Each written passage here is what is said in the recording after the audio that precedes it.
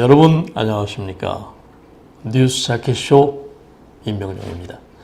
대한민국 뉴스를 경마의 기수처럼 경쾌하고 박진감 있게 이끄는 뉴스 자켓쇼 날씨부터 짚어보겠습니다.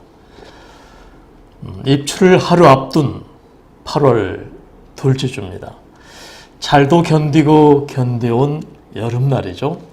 다음 주에는 말복이 들어있어서 그 지겹도록 맹렬했던 더위도 인간의 의지 앞에 서서히 항복해 갈 겁니다. 이번 한 주의 날씨를 보면은 오늘은 전국에 게릴라성 소나기가 내릴 것이란 예보가 나와 있습니다. 오늘 오후부터 천둥과 번개를 동반한 강한 소나기가 내리는데 시간당 30mm 내외의 그런 강한 소나기가 예상되어 있어요. 이 소나기가 그치고 나면은 전국이 다시 한 주 내내 35도 안팎의 기온 분포를 보이겠습니다. 뉴스 자켓쇼 시작하겠습니다. 오늘의 첫 번째 소식입니다. 기무사 창설 준비단 오늘 출범, 이런 내용입니다. 기존의 국군 기무사령부를 대체하는 새로운 기무사 창설 준비단이 오늘 20여 명 규모로 공식 출범합니다. 국방부는 남영신 기무사령관, 육군 중장을 단장으로 하는 창설 준비단 구성에 대해서 공식 발표합니다. 창설 준비단은 문재인 대통령의 지시와 송영무 국방부 장관의 승인을 거쳐서 오늘 출범하는 즉시 본격적인 활동에 들어갑니다.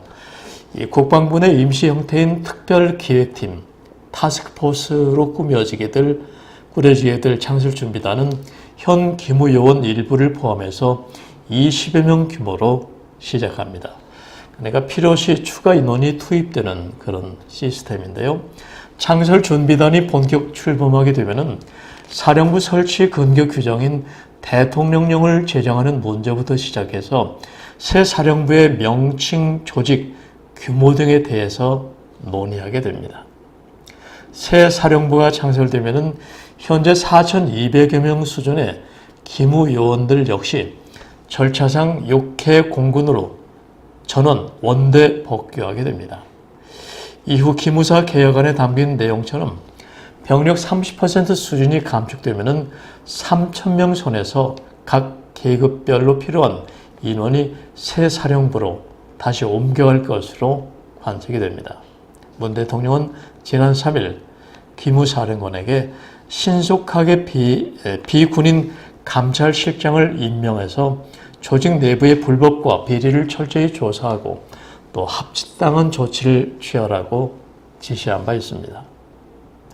한나라의 최고의 기밀 부서인 기무부대가 이렇게 전체적인 개혁을 하는 것은 가히 혁명적인 수준이 아닐까. 새로운 기무사령부가 국민을 위하고 나라의 발전과 미래에 중요한 기밀이 잘 지켜주고 활용됐으면 하는 마음이네요. 뉴스쇼 두 번째 순서입니다. 국민 조세 부담률 첫 20% 넘을 듯, 이런 주제입니다. 한국의 조세 부담률이 사상 처음으로 20%를 넘어설 것으로 보입니다. 어제 기획재정부와 행정안전부에 따르면 올해 총 조세 수입은 전년보다 5.5% 늘어난 365조 원으로 전망되는 것으로 알려졌습니다. 이는 올해 경상 성장률 전망치 4%를 반영한 국내 총 생산 1,799조 6,145억 원입니다. 이에 따라 총 조세 수입이 GDP에서 차지하는 비중은 20.28%에 달할 전망입니다. 2000년대 이후에 한국의 조세 부담률은 17%에서 19%대를 오가는데 2007년 19.6%까지 상승했다가 이명박 정부의 감세 정책에 따라서 2010년 17.9%로 내려갔습니다. 지난해와 올해 조세 부담률이 높아진 것은 고소득층과 대기업의 세 부담을 늘린 효과인데 이런 정세 기조에 따른 세수 호황은 당분간 이어질 것으로 보입니다. 정부의 그러니까 국민들로부터 걷어들인 그 세금이 상당히 안정적으로 유지하고 있다는 그런 내용이라고 볼 수 있겠네요. 이 조세 부담률은 큰 정부 또 작은 정부를 결정하는 바로미터로서 정부 재정 지출의 기본이 조세 수입이기 때문입니다. 아마 이 조세 수입은 삼국시대부터 부족국가 시대부터 국가라는 틀이 형성되면은 바로 세금 부과를 어떻게 할 것인가 한 나라의 틀에서 가장 중요한 정책이 되어 왔었죠. 바로 조용조 이런 세금 부담의 원칙이 바로 이런 데서 시작이 된 겁니다. 이 조세 부담률 20% 돌파를 계기로 복지 수준을 어떻게 할 것이고 또 조세 부담률은 어느 정도가 적정한지에 관한 논의가 본격화될 것으로 보이는데 경제협력개발기구 OECD 평균 조세 부담률은 25.0% 수준입니다.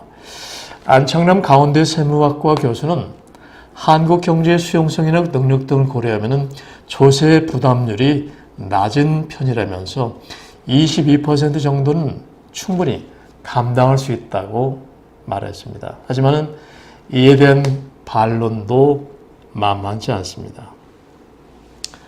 아무리 잘 쓰여진다 그래도 이것저것 세금이란 명목으로 국민들에게 요구하는 것은 국민들이 좋아할 리가 없겠죠.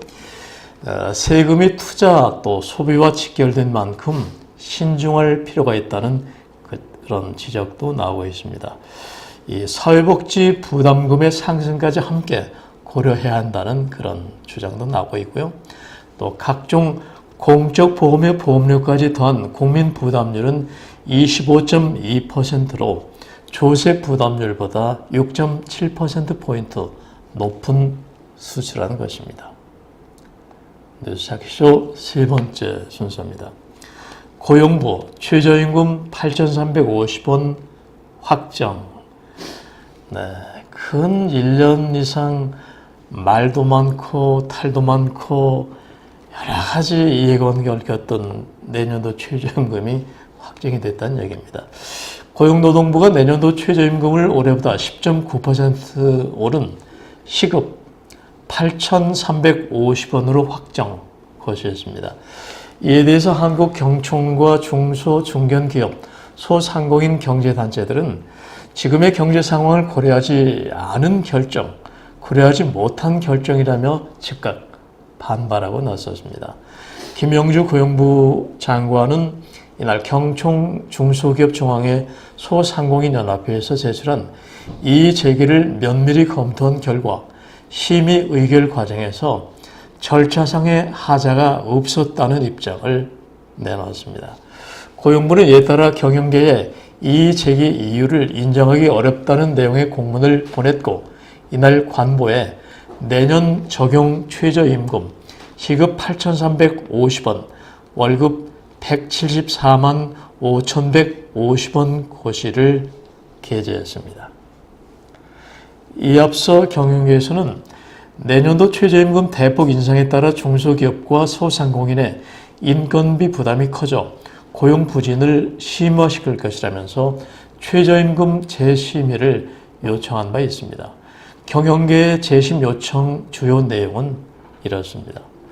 합리적 사유 없이 업종별 구분을 적용하지 않은 점, 또 사업주의 지불 능력에 대한 고려가 없었던 점, 노동계에 협상 배려분을 주는 등 인상률 산출 근거가 객관적이지 않다는 점 등을 내세웠습니다.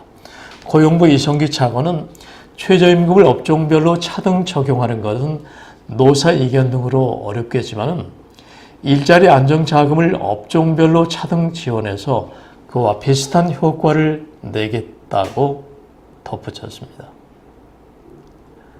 이번에는 뉴스자키쇼 네 번째 순서입니다. 손학규 전 위원장 당권 도전 밝혀 이런 주제입니다. 손학규 바른미래당 전 상임선거대책위원장이 오는 9월에 있을 전당대회에 나서서 당권 도전 의사를 밝힐 예정입니다. 어제 정치권에 따르면 손 전 위원장은 오는 8일 기자회견을 열고 출마 선언을 할 예정이라고 그의 측근이 말했습니다. 손 전 위원장은 지난 6월 13일 지방선거 참패 후 당을 재건하고 야권발 정계 개편을 주도하기 위해서 안정적인 리더십이 필요하다는 요구에 출마를 결심한 것으로 알려졌습니다. 앞서서 손 전 위원장은 지난달 한 토론회에서 주어진 마지막 기회를 한국 미래 정치를 위해 헌신하겠다고 밝혔고 또 호남 폭염 현장 방문 등의 행보로 당권 도전의 뜻을 시사해왔습니다. 손 위원장의 당권 도전 의사, 정치권의 큰 인물이고 상당히 그 미래 비전을 가진 그런 내공도 있는 정치인인데 좀 늦은 감이 있지만은 그의 마지막 정치 일생이 아닐까 생각이 드네요. 이번에는 뉴스 제목의 힘, 제목 뉴스 1, 2, 3, 4, 5입니다. 본문에서 다 짚어드리지 못한 비중이 큰 뉴스를 제목을 통해 짚어볼 수 있는 헤드라인 뉴스입니다. 먼저 북한 석탄 밀반입 의혹 선박 최소 8척. 한국이 국제 공조를 통해서 제재를 해야 되는데 그러지 못했다는 미국의 지금 지적이 나오고 있어요. 두 번째, 기무사 4,200여 명 전원 원대 복귀 800명 속간에 1차 퇴출. 다음은 이영호 북한 절대 먼저 안 움직일 것. 종전선언 연일 강조. 비핵화를 큰 주제로 해서 미북 간의 줄다리기에서 지금은 북한이 칼자리를 준 형상으로 돌아가고 있어요. 네 번째, 12년 만에 재등장 당대표 정동영. 어제 정동영 의원이 민주평화당의 당대표로 선출돼서 올드보이의 귀환이다 이런 또 평도 나오고 있습니다. 다음은 현정훈 금강산 관광 연내 재개 기대.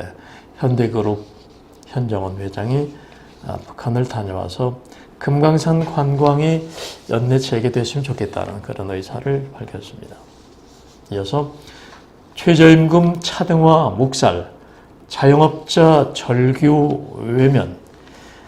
최저임금 문제는 당분간 커다란 진동 속에서 제재를 찾아야 하지 않을까 생각이 듭니다. 끝으로 20대 78%, 여성 68%, 예멘 난민 수용 반대.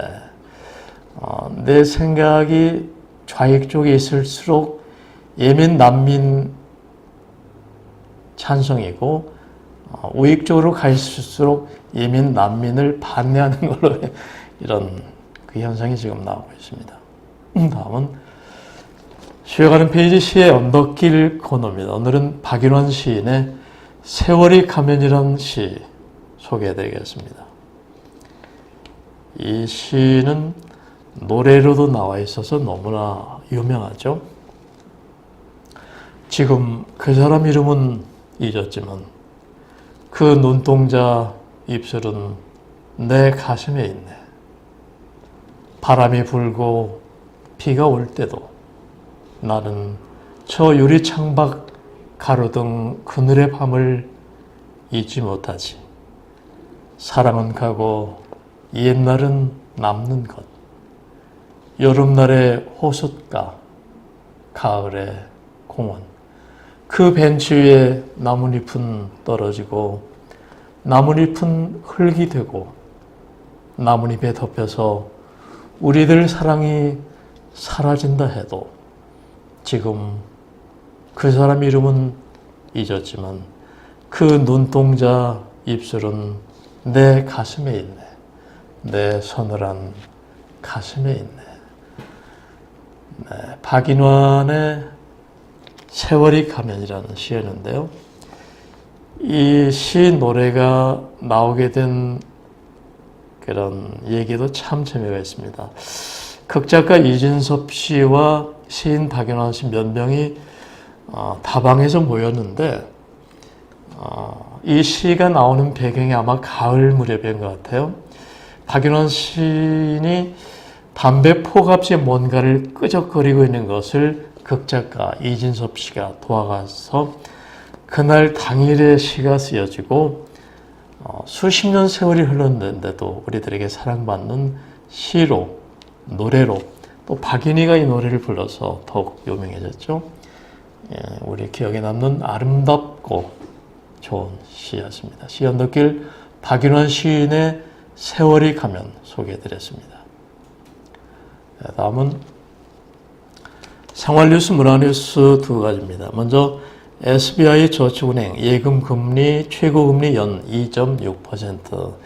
SBI 저축은행의 입출금이 자유로운 보통예금 금리를 최고 연 2.6%로 올려 인기를 끌고 있습니다. SBI 저축은행은 지난 1일 자유입출금 상품인 SBI 사이다 보통예금의 기본금리를 기존보다 0.7%포인트 높은 연 1.7%로 조정했는데요. 여기에 스마트폰 뱅킹 가입, 또 체크카드 사용 실적 등 각종 조건을 충족하면 최고 연 2.6%의 금리를 받을 수 있습니다. 은행에 1억 원 넣어봐야 얼마나 될까요? 하지만은 최고 금리가 연 2.6%면은 상당히 높은 금리라고 생각이 드네요. 다음은 생활뉴스 두 번째 순서입니다. 10대 주력업종 하반기 일자리 감소 예상, 이런 주제입니다. 올 하반기에 조선 자동차 등 10대 주력 산업 등 5개 업종의 일자리가 작년 같은 기간보다 감소할 것으로 전망되었습니다.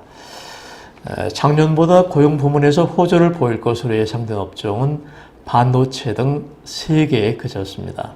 한국산업기술진흥원 또 한국고용정보원이 3일 발표한 하반기 주요 업종 일자리 전망 보고서에 따르면 조선, 섬유, 자동차, 철강, 디스플레이 등의 일자리가 작년 대비 줄어들 것으로 예상됩니다.